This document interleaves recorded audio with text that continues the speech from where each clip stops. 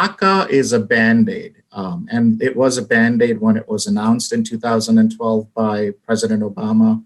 The only thing DACA does right now is stops the potential of deportation for 2 years at a time.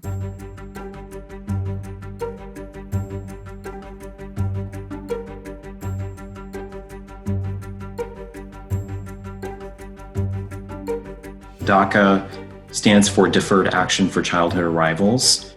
And deferred action is a concept that has existed in American immigration law since, frankly, the late 1960s.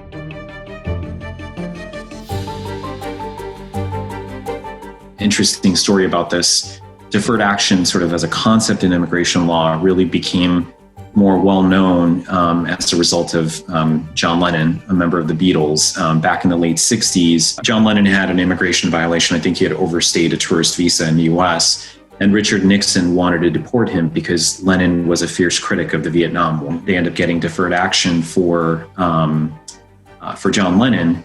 And the reason I bring that story up is because oftentimes people think that DACA, yes, it's a new program, but they think that the concept is entirely new, and it's not.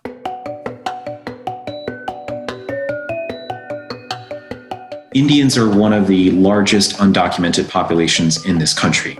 I've read estimates that, the second largest undocumented population in this country may be from India.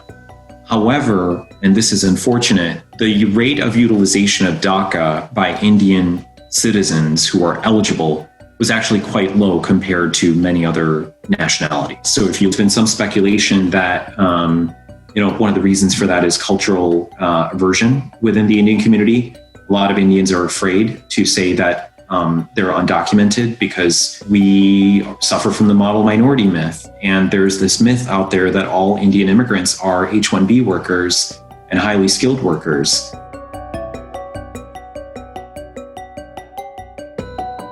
The point, at least in our community, is that you don't want to sort of rock the boat and be in the attention of the authorities.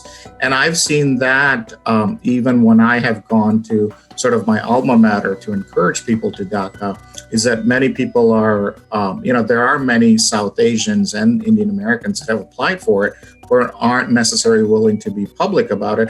Folks of Indian background, there is so much fear and anxiety around outing yourself. And I think we need to get over that as a community by recognizing that there is so much diversity within the Indian community in terms of, having people who are H-1Bs and then people who are here through a variety of different statuses. And it's critically important, I think, that our communities start to have more conversations around these issues.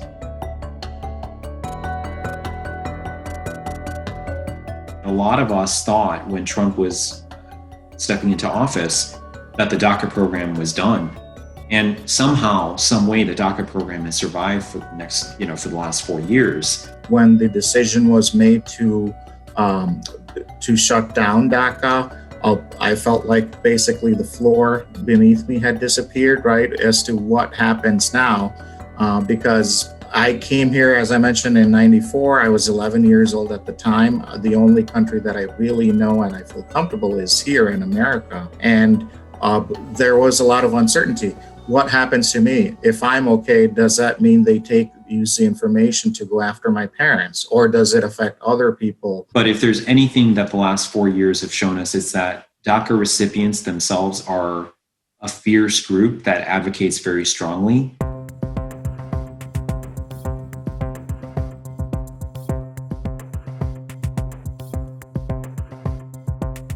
DACA is a Band-Aid, and it was a Band-Aid when it was announced in 2012 by President Obama.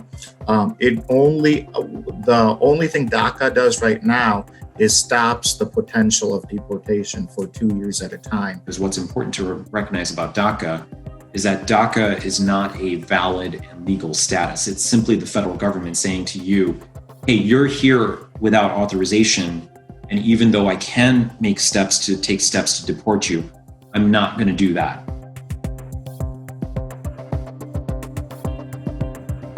goal for the Biden administration, in our view and a lot of advocates' view, is that they need to tackle comprehensive immigration reform, right?